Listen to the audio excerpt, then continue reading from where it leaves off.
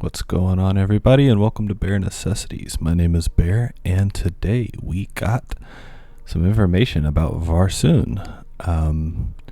In terms of the class videos, I have the priest one underway. I've been working on editing that, so that should be coming out within the next couple days, and you should be able to see all the different priests. But before we do that, I wanted to make a quick video just to talk a little bit about the FAQ, because a lot of the answers that people were asking on the forums are finally here. So Varsoon will be going live on May 24th, 2022. We already knew that, so no big deal. So what's happening on Varsoon? It's a time lock expansion server.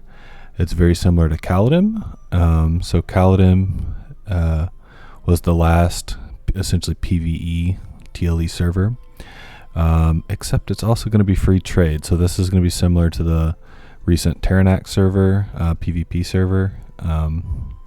Just means that items that are normally heirloom will be able to be traded with other players. The only things that I don't think that covers is like quest turn-ins and things like that.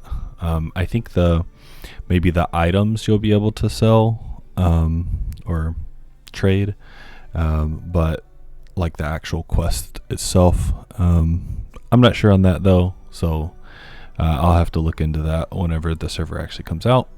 But that goes for things like Woshi's Heart, stuff like that, that like spawn a quest.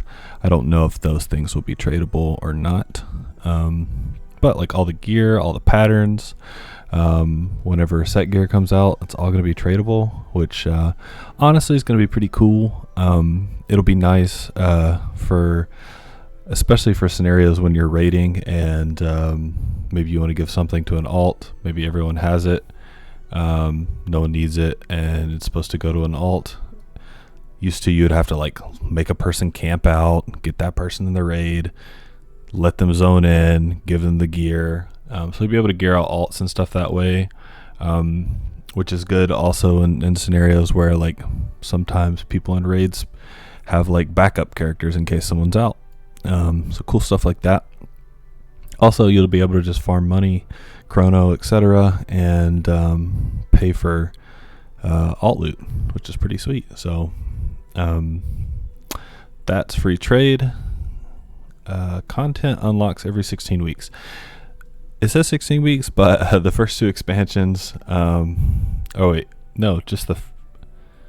just Desert Flames. Okay, so Classic will be 16 weeks, so 4 months, then 3 months of Desert Flames, and then 16 weeks of KOS and so on. So I'm glad that they shortened Desert Flames. I would have been okay with them also shortening Classic and Desert of Flames even further. I do think that KOS, EOF, all those expansions do have a lot of content, have some pretty decent raids and things like that. But DOF is a pretty small expansion, and Classic EverQuest does have a lot of content though. So I just think the raids maybe aren't super complex, but I think this is okay. Could have been less, but I think it's okay. Any content that was released in between expansions will be released 8 weeks in. So 8 weeks after Kingdom of Sky, you'll have Fallen Dynasty. Desert Flames will receive Hunter's Quest 6 weeks after release. That's an interesting thing. So if you haven't played on a TLE server before, there's these hunter quests, which essentially have you doing specific dungeons on a daily basis. You get these tokens. You can use those they're called Hunter's Coins. You can use those Hunter's Coins to buy these prestige items. So that means you only can have 2 of them on your character. And every expansion has them. So Classic, Desert of Flames, King of Sky, etc. They're usually BIS items, because often they have like fervor on them. So there's something that you're going to want to farm. And they usually always came out at the midpoint of an expansion, so 8 weeks in. So 8 weeks into Classic, we'll be getting a hunter item or a hunter quest that you can farm to get the items. 6 weeks into DOF, 8 weeks into every other expansion after that. So, and the mid contents, for Classic, I think the mid content potentially is Split Paw, but I don't know if they do it like that. I've never played on Classic, or I have, but I've never like intensely played through the entire Classic experience on a TLE server. So I don't know if they put Split Paw in at the very beginning or they wait till the end, or wait till midpoint.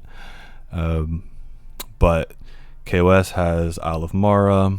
EOF has, goodness, I can't even. Oh, it has Unrest and a few other things. Unrest and Shard of Fear, I think. So there's content that comes out in the middle of an expansion, as well as the Hunter's Quest. So that's pretty cool. So this is something that I heard. I haven't really looked at the itemization on Terranax that much. The itemization on Kaladin was pretty set. It did have a decent amount of reuse and casting speed, but it barely had any ability mod. So it would be like, even in like EOF, items would have like 20, 30 ability mod, not a ton. Apparently what they did on Terranax, and I haven't looked at all the itemization on Terranax, is they reduced the reuse and casting speed, but they increased the ability mod. This is pretty nice. I think they also adjusted the way that ability mod is calculated for certain skills, like lower damage skills. Ability mod affects more than it used to. I'm not 100% certain on that either, but this will be interesting to see. This is actually one thing that always kind of scares me a little bit, because we've had multiple. I mean, we have like 3 other TLEs that are PvE.